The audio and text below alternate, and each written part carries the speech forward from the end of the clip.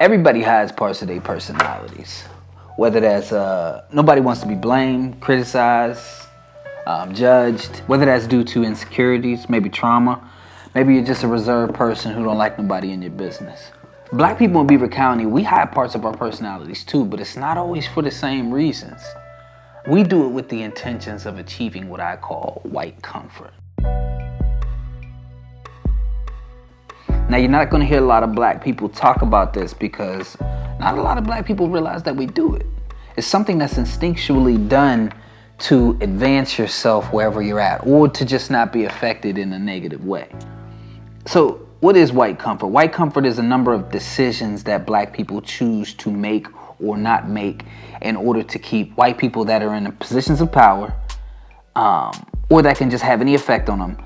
We want to keep them comfortable or just avoid their inner detective kicking in. This could be in how we choose to dress or not dress, parts of our personalities we choose to show or not show, or even conversations and interactions that we just completely avoid. I know as a black man, there's a difference between when I wear a sweat outfit and when a white man wears a sweat outfit. A different type of bias kicks in. For the white man, he could just be off today. He might be going to the gym or coming home for the gym, or he just looks comfortable. But for me, depending on how I look, I'm an athlete, or I'm a thug, a possible threat, somebody to just keep my eye on, or unemployed, or just someone to not take serious. We do the same thing with our personalities. Now, we all know that no two people are the same. This person might be bubbly, this person might be reserved. One example is dealing with the police. Like, nobody likes to be pulled over. Some people get angry, some people are anxious and scared. But black people, we know that we don't have that luxury to show how we feel.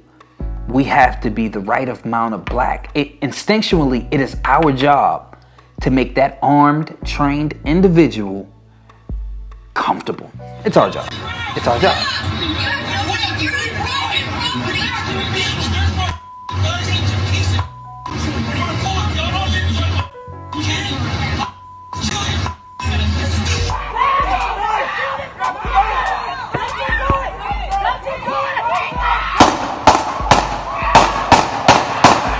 We know that you got to be submissive, but not too submissive, happy, but not too happy, calm, but not too calm. There's been a number of times where we've been pulled out of the vehicle and searched because the guy in the back was a little too calm, or the guy in the front, just made the officer nervous, and they just want to check everything out. And it could go from either that of your time being wasted, all the way up to murder, as we've seen. This is something black people understand, especially in the workplace. We understand that if we want a different opportunity or we want to get a job, that we have to present ourselves as what they believe is a good black person. We don't want to put any white people in a position to feel like they're somewhat taking a risk on us. If you get to that point, you're in a bad place, because you're most likely not going to get that opportunity that you want, because it's like, I just don't know. That's a bad place to be. Now, there's a number of people that keep this white comfort thing moving strong. First off, black people, we have to take responsibility. But then there's three other groups, and I'll break them down. But first, let me say that when there's something that you don't go through, or that you're not, it's hard to understand what that's like, whether that's military, cancer, prison, whatever. If you've never been through something, it's hard to understand it. Now, normally when someone's curiosity kicks in, they ask questions to understand, or they listen to understand. But for some reason, when it comes to the black experience in Beaver County, our stories and our perceptions and our reality is met with somewhat of a resistance. And I've broken these type of people down into three categories. There's probably more, but this is my three categories. The first group is, I call them the propaganda group. A number of beliefs have been passed down, whether that's from media, family, or just the environment that they grew up in. Just these beliefs stop them from ever being able to understand black people, or caring to understand. This could be a stone cold racist, or just someone who just doesn't care. The second group I call the white fragility group. I got white fragility from Robert DiAngelo. You should check his study out if you've never heard of it. This group becomes extremely defensive when they're confronted about racial inequality or injustice. And it's most likely because they were raised to treat everybody equal. They were raised maybe not to see color. They have black friends. They love their black coworkers. Some of them might even fight alongside with you when it comes to racial injustice. You'll normally find your white liberal or your black liberal in this category. What they lack is the ability to just understand that everybody just has bias. We see people differently. And sometimes you can make decisions based off of that just affects people. You don't have to be a stone cold racist to have a negative effect on someone that's just different. The third group I call the intelligent people. They're extremely smart. They rely heavily on statistics, data, and facts. Personal stories and things that people have seen. Any type of anecdotal evidence is not reliable to them when it comes to figuring out what the problem is or coming up with the solutions. What they don't fully understand that it's hard to measure something like bias or feelings. Like how do you measure something that people don't even realize is there? The reason I chose to use this for being black in Beaver County is because I believe if we can solve the issues that black people are dealing with in Beaver County, from economic development to schools to health to crime, I think it'll lay the blueprint for how to solve any complex issue in Beaver County, and not just Beaver County, all around America. Because our issues, it's been a long, hard fight, and we're going to continue to fight.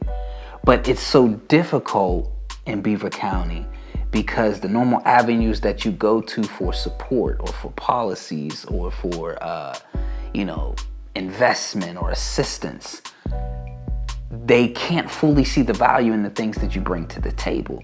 And some, if you're dipping into politics, you might even find yourself in a political war, and then your agenda will get shut down. And this is why a lot of people move from this area down to the Charlottes, to the Atlantas, to the Houstons, because in those areas there are a lot of people, black people, in positions of power, a lot of black businesses. There are a lot of the culture's there, and you're not so much tolerated in those areas. You're actually celebrated for being your unique black self. And the first step to solving these issues is being able to have these uncomfortable interactions and looking at things that we don't understand as more as an opportunity and not something to fear and avoid. This goes for banks, for politicians, for school boards, for nonprofits, for anybody who actually wants to solve problems. Now, I never discuss a problem without coming up with solutions. And my solution for white people is start paying attention to, your reactions whenever you're around people or different circumstances. Just, see if you have any biases there. And that's not just for white people, but, start to pay attention. If you have some biases, start to make little changes over time. If you're in positions of power or not, start to call bias out. Don't just sit around silent. When you see the bias, point it out. You can have a huge impact on the culture that you're in. And for black people, I need us to retire from white comfort. We've been working this job a little bit too long, way too long. We have to understand that being black is not unprofessional. The way we dress and the way we maneuver and our personalities are not unprofessional. We need to set the precedent now so the next generation, everybody can understand when they see this young, unique black man, that's not unprofessional. He got something to add just like everybody else. He's just different. We have to make that. I know it's easier said than done because you might be in a position to where you can't, but it has to be done. And for all of us, let's continue to have these uncomfortable conversations and not see things that are different as something to avoid out of fear. And if we can achieve that, we can lead the world in solving complex issues from little old Beaver County right here.